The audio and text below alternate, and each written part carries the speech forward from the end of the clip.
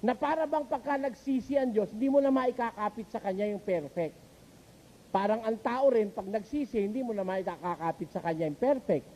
Sa Biblia ho, kung sa Biblia nang galing yung salitang perfecto, yung aspeto ng pagiging perfecto, sa Biblia ho nang galing, walang ibang aklat na pinanggalingan ng salitang perfecto. Ho? Ngayon, ang tanong, wala naman ho kasing wala naman kasing diksionaryong mas matanda pa sa Biblia Wala Kunin mo ang pinanggalingan ng salitang perfecto kung nag-aaral ka ng etimolohiya ng salita. Ako'y naniniwala that the Bible is the oldest document na nagpapaliwanag ng salitang perfecto. Ano ho ba ang perfecto ayon sa Biblia? Pakinggan nyo sa 3 ng Santiago, ganito ang paliwanag ni Santiago sa kahulugan ng salitang perfecto. Basa. Sapagkat sa maraming mga bagay, tayong lahat ay nangatitisod. Kung ang sino man ay hindi natitisod sa salita, ay isang taong sakdal ang gayon. Yun. Ano yung sakdal? Ano yung perfecto? Maraming bagay tayong mga tao natitisod tayo. In so many things, we offend all. Sabi ni Santiago.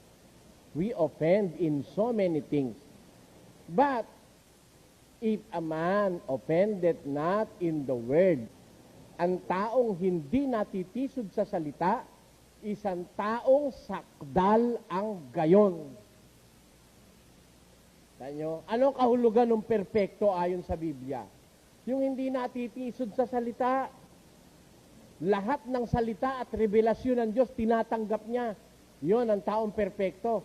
Kahit nagkakasala pa siya, kung lahat ng salita ng Diyos ay ginagalang niya sa buhay niya, he is considered as a perfect person.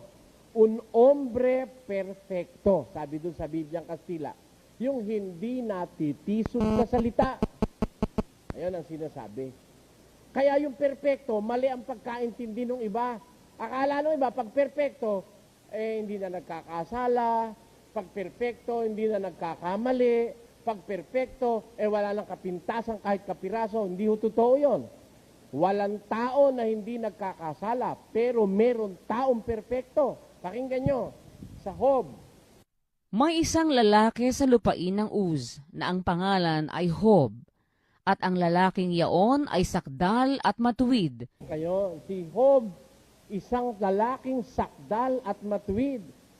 A perfect and upright man. Ayan ang sabi sa Ingles.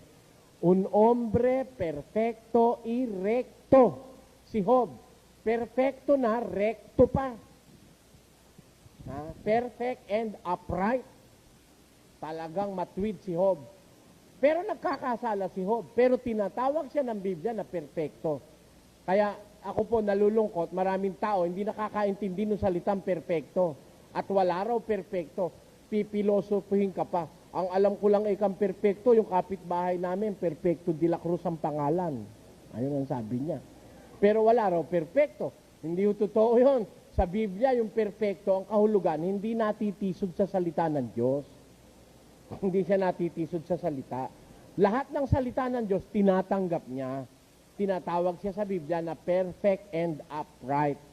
Si Job lang ba ang perfect and upright? Pakinggan nyo ang isa pang perfect and upright sa Biblia. O sa Genesis. Si Noe ay lalaking matuwid at sakdal noong kapanahunan niya. Noah is a just and perfect man in his times. Isang sakdal at matuwid noong kanyang kapanahunan si Noe.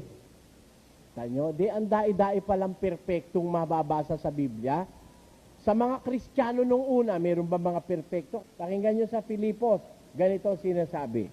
Kaya nga, kung ilan tayong mga sakdal ay mag-isip ng gayon. Sabi ni Pablo, kung ilan tayong mga sakdal o perfecto, mag-isip tayong gayon.